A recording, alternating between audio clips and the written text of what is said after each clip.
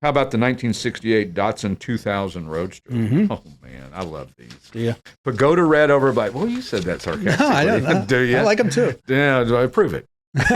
Do you really, though? Do you really? Frame off restored, redone 2-liter 4-cylinder engine, 5-speed manual with a new clutch. Very rare model. You see the 1600s, but not quite as much the 2000s. Mm-hmm. They were just obviously a 2-liter versus a 1.6-liter for the 1600s, which I'm not sure the horsepower difference is 10 maybe or 11 horsepower difference. But but this one is nicely done and a great driver, and one that you take to a show, you'll be the only one there. That's for sure. I mean, no question about it. And a lot of people don't understand or know that some of the Japanese imports started way earlier than the 80s, when everybody kind of thought about Hondas and all that. Hondas were building cars, bringing to the United States in the 60s and winning in Formula One in the 60s. And we should have paid more attention to that. I think we would have, things would have been a little different. So we'll just leave it at that. Okay. All right.